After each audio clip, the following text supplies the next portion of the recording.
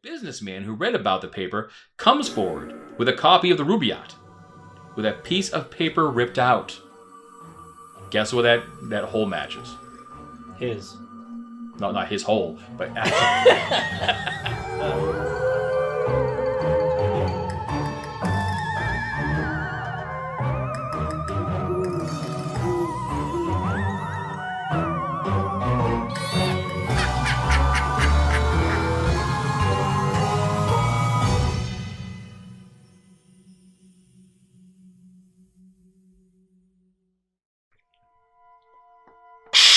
Welcome to Talk About Scary, the show where we do just that.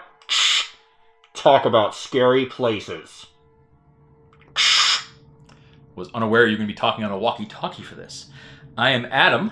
I'm Clay, and I'm not here live. We're in different rooms on different parts of the world. I'm on vacation in Italy right now. And we can only talk by walkie-talkie. Phones don't work in Italy. Everyone Italian knows that. They put too much work into pastas. You know, on our next shoot, I have different shape of pasta. All the Italians get excited. Woo! Did you say marinara? Oh, Pesto? pesto. I love pesto. Shut up. I love pesto. Yeah. Joke's on you guys. I'm actually here. Yeah, he's out in his chateau in France or his mansion in Italy. But every time I start an episode, Adam's eyes are like, "What are you doing?" Something different. Better than me not doing anything. So today, by the way, did I say I'm Adam? This is Clay. Hi. We did it. We did that. I'm Clay. He's Clay again. In the grand tradition of things, we're talking about scary places. However, I have kind of skewed toward away from the norm, and I am talking about things that are not ghosts and goblins. This is now a fan show about Barney, the purple dinosaur. We're changing. That's right. I think that's a good way to go. Did you know Selena Gomez got her start on Barney? True story. I don't really want to talk about the people Selena Gomez dated before she started. I didn't say she dated Barney. Oh, I thought you... Oh, No, I see. No, like, as a little kid. She was like 5 or 6 or whatever. Oh, that was an inappropriate joke then. I'll just move ahead from there. We're sorry, Selena. Selena. We love Selena Gomez. I'm talking about something that's my wife Heidi's favorite subject. I'm not going into all of her fan theories. I'm just going to talk about the facts because there's a lot of them, and it's something that's different. It's something that's different, and I find scary things in a lot of different things. It's not always ghosts and goblins. So this like today, mirrors, like and looking at myself. Myself. Yes, I can be terrifying to myself. Today, I am talking about my wife Heidi's favorite subject, the Somerton Man. Somerton Man. So prepare your ears for this. Somerton Man. It's called the Tamim Shud case. Tamim Shud? Tamim Shud. Also known as the Mystery of the Somerton Man. It's an unsolved case of an unidentified man found dead in 1948 in Somerton Park Beach, just south of Adelaide, South Australia. Oh, we're leaving the U.S. and going to the place that has giant spiders and kangaroos that like wait in lakes to like murder you. Love it. In Persian, Tanam Shud means it's over or finished. The end. Right? So this is the it's over case. It is. It's finished. And we'll reference why it's called that in a few minutes here. In Persian, you said? In Persian. But why is it called something in Persian? Well, you'll get to it. I'm sure you'll get to it. It is definitely... I just have to question him. Like, we can't have false statements made in this show. It's true. So, I will tell everybody to go ahead and, if you want to, look on your smartphones if you're not driving, if you're listening to this in your house, look up a book called The Rubaiyat. And it's a 11th century book of poems by poet Omar Khayyam. Am I going to try to pronounce that? Yeah. The Rubaiyat. In December 1948, 16-year-old Neil Day was riding horses with a friend along the beach. They passed a man lying on the beach. They didn't pay much attention. They thought he was taking a nap. After they came back, they realized the man had not moved and was actually dead. Dun, dun, dun.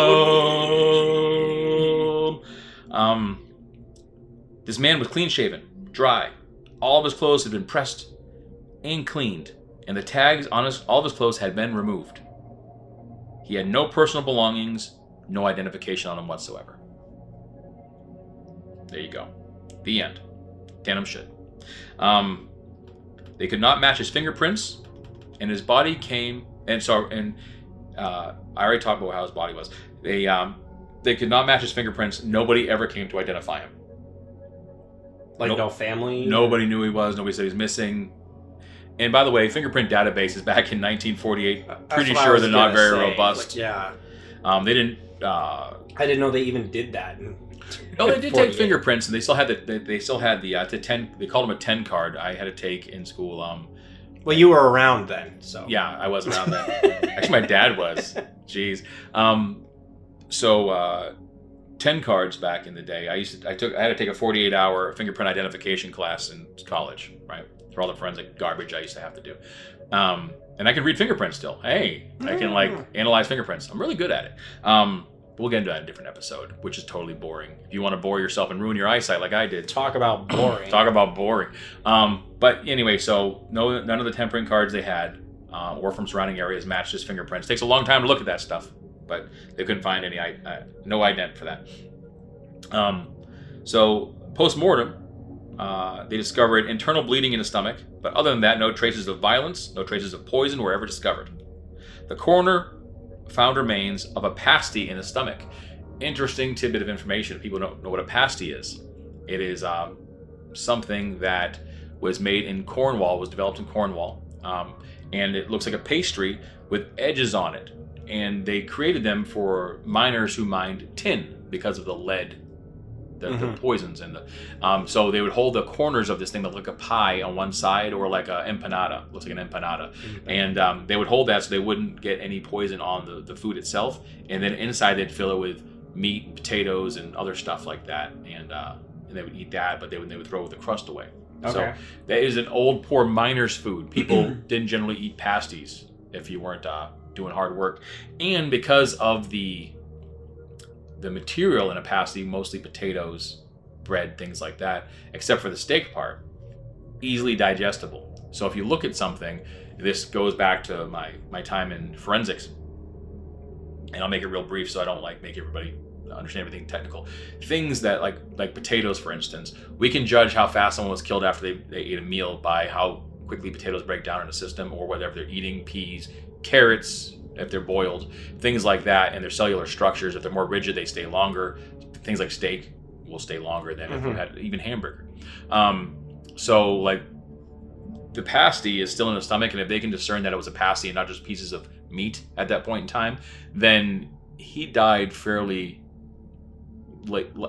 soon after he ate that pasty. Yeah, I would actually wager within a 2-hour period. I would have to get my old books out to make sure. I am not a doctor, so don't quote me on that. Continue, doctor. Thank you. Don't call me a doctor. Okay, so I wanted to say that about the pasty. I found that really interesting. The coroner's notes, quote, I am unable to say who the man was.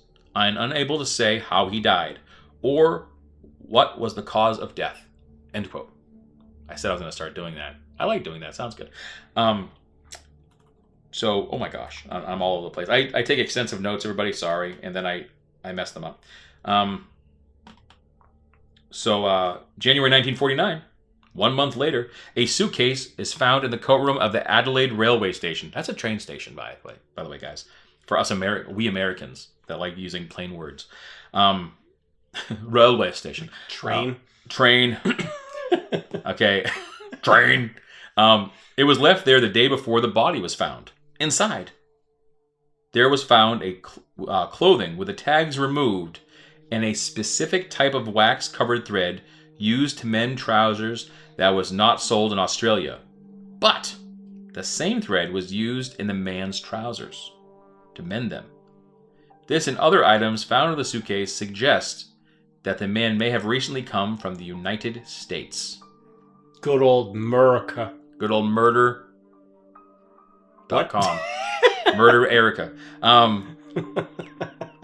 The name Keen, Keane, and Keen, Ken, were also found on some of the items. That's a band. Yeah. Well, I mean, there's Keene, New Hampshire, but I don't think it's spelled that way, so you probably could have been from there. And The band is spelled that way. That's how I thought of it.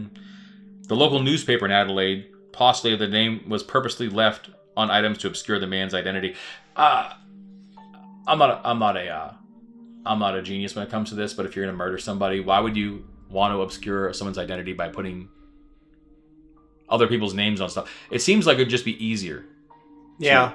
To just omit the name. Yeah. Since, you've already done so much great work on removing all of his tags. That's weird. He must have done that himself. But I thought that was really interesting. And here we get into some more of craziness. So enjoy that. April 1949. Police discover a clue. Good police work. 2 months later, you guys got a clue. And it was on the body. So they really didn't do such a great job of looking through the body as they should have, I guess, back then. It was a simpler time. It was. It was a time of the beginning of the Cold War.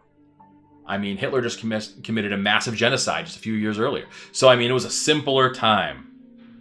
Yes. A time of innocence. Fist clenched. Time of innocence. Yeah, I guess they just didn't do great police work back then. Keen. But they found a secret inner pocket in his trousers. What was in that inner pocket, you ask? Oh, what was in the inner pocket? I'm asking. I'm glad you asked. A tightly rolled scrap of paper with the words "Tandem should" written on it. Tandem should. This should be good. You guys are going to want to enjoy this. Ooh. Thank you. It was ripped from the book of the Rubaiyat. The Rubaiyat. Which talks about life's transcendence. Transcendence. There you go. This caused the coroner to declare the man's death, quote, not natural, unquote. End quote. Because of a piece of paper? Yep. A secured piece of paper in his pants. I'm telling you, the scientific community was not great back then, I guess, in Australia. On July 23rd, a businessman who read about the paper comes forward with a copy of the Rubaiyat with a piece of paper ripped out. Guess what that hole matches? His. No, not his hole, but the paper in his trousers. He claimed he found the book on the back seat of his car when he parked it at the beach with the windows down. Tandem should means it's finished. It was at the end of the Rubaiyat, which means the end. Pretty much. I mean, the paper actually lined up, it wasn't just this guy came in and ripped off a sheet himself. It was it. It was the piece. It was from the book. Now, this is the good stuff. We're getting to the good stuff finally. Okay, so did I say he was found in the backseat of his car when he parked at the beach with the windows down? Yes. Okay. Yeah. On the back of the book, there were 5 lines of letters that appeared to be a secret code and what looked like a phone number as well. The Australian Navy reported that the code was uncrackable. They could not crack it. They could not crack it. Sorry, they could not crack it. They could not decipher it. They actually mentioned, the Australian Navy mentioned, there's not enough information here to actually decode this. It would be like, we can't do it. It could be a cipher of some sort that we don't understand, or it could be first letters of the code was alphanumeric, but it was all alpha, and then the numbers were at the bottom. The letters could represent first words of words in the book that mean something that you can use the Rubaiyat to decipher, but they couldn't figure it out. There wasn't enough information. Really, so it was an uncrackable code. Interesting. I like crackers and cheese. I like uncrackers and cheese code. The phone number, so they dialed the number, which looked like a phone number, so they dialed it. It happened to be that of 27-year-old nurse Jessie Jo Thompson. She lived super close, like a couple of 100 meters from where the body was found. Or a couple of 100 feet. I really don't care what you think. I'm doing both. Faye looks at his watch. He's so bored. Just narrating for you guys. She said that she owned a copy of the book, but gifted it to a friend named Alfred Boxall. Clay got an email. Sorry, he has to take that real quick. I'm kidding. I would make fun of him for getting emails because he's a very popular man. So Tell me about JJT. Yeah, let's get back there. I'm actually going to dance around it for a while. So she was a nurse, Jessie Jo Thompson, JJT. She owned a copy of the book again. She gave it to her friend Alfred. The body had already been interred at this point, which interred for Bella, who's sitting next to me, means buried. Before it was, police had made a plaster cast of the man's face. They asked Jessie Jo Thompson, JJT, to come in, and she was shown the bust. Detectives reported that she looked as if she was about to faint. Oh my goodness! But didn't actually. I caught the vapors! And she passes out like old-timey Gone with the Wind I stuff. picture her with like a fan, like, Mao Ma, Mao Ma. No Australian accent there. No. She's definitely from, she's a Southern Belle all of a sudden. But to her left side was a shrimp on the bobby. Yep, absolutely. Oh my. So, Maybe there's a kangaroo behind her too. maybe. She rode in on a kangaroo, absolutely. That when they were horse riding, they were actually kangaroo in riding. the pouch. In the pouch. The Joe is short for Joey, That must be what it is. which is what baby roos are called. We called them Roos, too, just so you guys know. Trying to get that Australian fan base, so... It's a conspiracy, man. Hop on the fan base, Australia. We want you here. So they said she was about to faint, but she denied knowing the man. She died in 2007. She was an old lady. And she still claimed that she didn't know him. Like on her deathbed, they're like, "Are you sure you don't know this guy?" She was like, "No." Her whole life she said, I don't know. Good Lord, I do not know who that man is. Oh, Lord. In the Leave me hospital, alone about with it. a shrimp Now- on the bobby next to her. She's so Southern, it's not even funny. In 1959, a man said he was there on that day on the beach. He came forward and said, I was there. Who's there? 11 years later, I just took a while. way to go, buddy. I guess figure it news out. travels slow back in the olden days. Carrier pigeon. Oh, God. And he said he saw a man carrying another one on his shoulders by the water's edge. Carrying another man? Like, okay. Not another book, but another man at the water's edge. Kate Thompson, that's JJT's daughter, Jessie Jo's daughter, KT. came out in 2013. Not came out of the closet, she just came out Yeah. to talk. This was 6 years after JJT passed. Thank you very much. That was good math. Just clarifying. That was great math. Using advanced algebraic numbering. She Ratios. stated, I'm moving forward now. Okay. She stated that she believed her mother may have been a Soviet spy. And her reasons for this are really weak.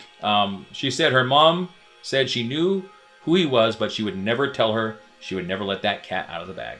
So she would just be like, I knew, but you ain't ever finding out. She probably said that to intimidate her daughter to make her pay attention. You know what I mean? Behave. It was a simpler time where you could threaten and beat your kids and scar them for life. It was a simpler time. How do you threaten them by saying, I know a man, but I'm not telling anyone? I'm a Russian spy, and I'm gonna have you whacked if you don't eat your peas and carrots. I thought you were, referencing that because she knew it was a threat. Not the because I'm a spy. Oh yeah. Okay. Like, why would you just come out and say, I know who it is, Yeah, it's weird. but you're never finding out? You're never finding out, mate. You'll call your daughter mate. Mate. Is that how you guys do it in Australia? Let us She's know. apparently now become like a pirate, though. Like, Arrgh. just picture You know what a pirate's favorite food is? ravioli. I was gonna go artichokes or That would have been good. caviar. That's good. Okay. Yeah. I don't. Pirates aren't that classy though. caviar. Oh, Like yeah. that's an expensive food. Well, they are looting. Well, I mean, you have a bunch in Yeah. You have a bunch in your fridge. I just figured he has 3 fridges here and a bunch of caviars and one of them in champagne. I have no idea Yeah. why he keeps that stuff in the house, but I eat Ritz crackers and American cheese at home, and they're not even real Ritz. They're the chicken on a biscuit. Those are good though. Those are awesome. But I can only eat like 20 of them, and then I'm kind of like over them. But those 20 are delicious. They are a lot. So I can only eat like a ream of them, and then I'm done. Well, some people eat them by the box. I can't eat. I cannot. By do the that. box. She also said that she could hear her mom speaking Russian over the phone sometimes, and dismissed it as she was teaching English to Russian immigrants. How weird. This 27-year-old nurse knows Russian? She lives in Australia. Sir Cedric Staunton Hicks, a professor, stated that this guy, the Somerton man, may have been poisoned by a rare poison that would decompose quickly and be undetectable at that time. There are some now that are, I will not mention on this show, that I know personally. Maybe I don't need no murder starting from here. I don't need to talk about murder. It's not plots. a murder. It's not a murder starting kit, except for the obvious ones they can test for now. There are some things that they degrade really quickly in the body now. Beep, beep, beep, beep. Well, we can do like ones that people already know that they can't get their hands on, like succinylcholine. It's something that they inject in your body when you go into surgery, and it paralyzes you. Give someone enough of it, Dead. They'll stop all their involuntary stuff like breathing. They'll just die. They'll expire in the worst way possible, not being able to move. Terrifying. And they up till like I think the 2000s, they didn't even really test for it. It's really hard to detect. So there's things like that. But anyway, the poisons back then were digitalis and strophanthin, which at the time he would not say in court. He actually passed a piece of paper, a scrap of paper, to the coroner, because the coroner was such a fantastic coroner that that we already talked about. That he did not know what these were, so he passed. He wouldn't say it in court. He didn't want anybody else to know what these drugs were. So that's how dangerous they were. He just passed them to the coroner so he could test for them. And of course, they're still undetectable, and they interred the guy. So I'm pretty sure they didn't have the testing necessary, and I'm sure they didn't have a gas chromatographer, mass spectrometer, or anything like that they could use to test anything. This is a very advanced episode. Yeah, some of the people here are smarties. And Talk some of them about are dummies. advanced. Some of them are dummies, some of them are smarties. I'm a dummy. So correct me if you'd like to on our Instagram page. Call me a dummy. Talk about scary. Talk about scary. I talk about scary. Please do. We love it when you guys talk to us and tell us we're stupid, or tell us that you love it. We don't care. We're here for you and your amusement. So, theories I'd like to get into. We have a few minutes left. So I don't know if she was a spy, but it was at the beginning of the Cold War. So she could have been a very good spy implanted there. That's like a spy that lies. That's right. I mean, she was what she was. She was a nurse, but I mean, how long did nursing school go on for back then? She probably could have got all the nursing school she possibly needed in Russia at the time, and then just moved down to Australia, set her up a nice life. She could have been a sleeper of some sort. But I think that spycraft seems like the most logical explanation. But then you talk about the tandem should thing, in the book, the Rubaiyat. Not a super popular book by any means back then. Well, the spy thing seems weird to me because let's just say she was a Russian spy. I think that's the only thing that they could grasp at that time. But let's just say like her daughter was right and JJT was a spy. Why wouldn't she, like, what's the secrecy behind this man? Like that she, like, what's the big deal? Yeah, so there's a lot of theories out there, a lot of wacky theories. One is that he actually was the father of her son that she had. She had a son. I didn't mention this, but that he's a father of that, and that's how the connection was. Some people think that it was just an unhappy accident. He was already suicidal. She was a nurse, met him at a bar. He was reading the book, and she wrote her phone number down on the back of it. He said, "Here you go." And he's like, "Great." And he never called her. And he decided to kill himself. Yeah, later on. That's a plausible explanation. But if that's the case, what, did she just not want to say anything because she didn't want to get pinned with, like, murder? That could be it. Now, here's another one. This is a great one here. I like that they made a bust that was really kind of plaster mold. That was really cool. So people say that he was so perfectly clean-shaven and his body was in perfect condition. Like, he was physically svelte as shit. Like, he was like, boom. And he was carrying around a 11th century poetry book. Okay. So, in the clothing that, even from these accounts, we said that the tags were removed, but in all the information they have besides where they say the tags were removed, the reason why they say they were removed is because there was no evidence of tags. His clothing was really nice. When you say tags, do you mean like what the store has, or like the back of a shirt? Because like this doesn't have tag. Well, yeah, but they didn't have that technology back then. They just had a tag they sewed in, and it was. They couldn't print stuff on shirts. They just didn't do it. They just didn't do it. So you just okay. Everything that survives that you go to like thrift stores and see, they have like standard tags. Like that's a very old thing. Okay, fair enough. And I grew up in for a portion of time in New Hampshire by the Muskeg Mills, and there are some old artifacts there, and you'll see. Oh, and you can go down to Tombstone, and there's a museum. And by the way, everybody's clothes back then were much smaller than they are now. People were not back in the 40s, but way back in the day. I'm talking like the late 1800s. People were smaller, but like their little clothes. If you look, the maker sewed a tag inside, like we have today. That's when they started it. So I mean, I think that was odd. So people think that perhaps the most wild theory is that he was a time traveler.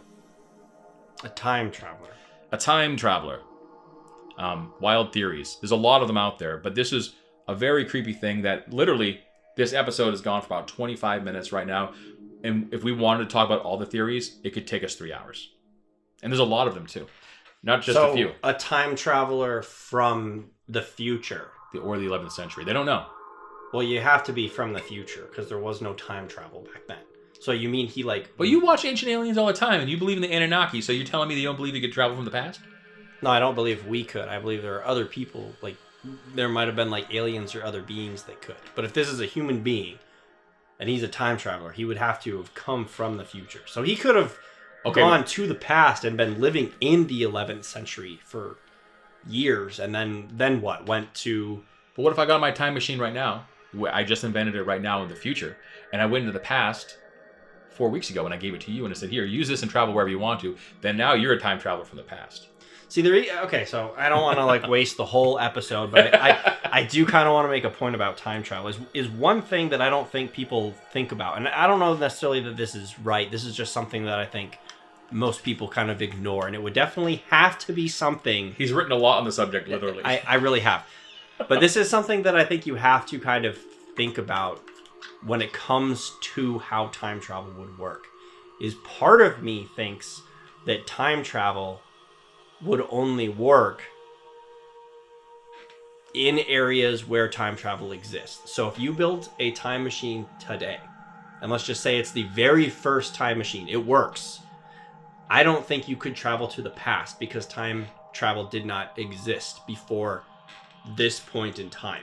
Because if you think about it, if you take Biff Tannen from Back to the Future and you went to the past, I love that, and gave movies. Your great-great-grandfather a time machine, so whatever, everything would be screwed up. Things would change. Nothing would be exactly the same because there would be too many variables of difference. Okay, I like that. Either way. You're like, Either way, that's one of the theories. And the reason why I decided to do this case today, it is scary. Talk about scary. And it's a scary place because the guy died there. And 1948 was a scary place. So I tied it all in. Yeah. And the main reason why I picked this one is because it has espionage, spies, and kangaroos. Time travel. Time travel, yeah.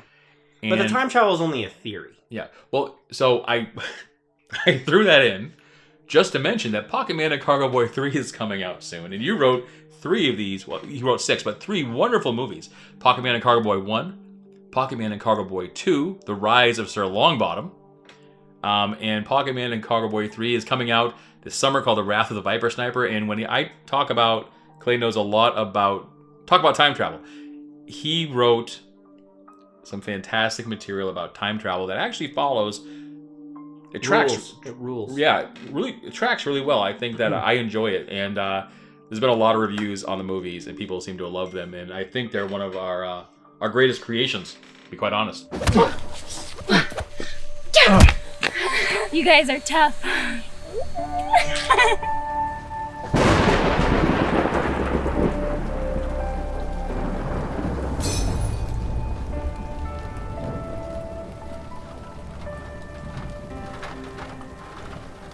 Let's get this over with. What is it, Fred?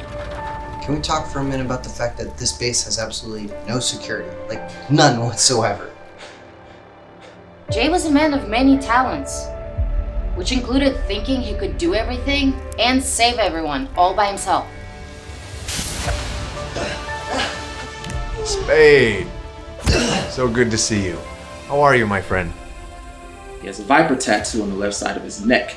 So this guy could be my dad. What, we just never thought it was important to talk about this? And you're telling me Jay knew the entire time.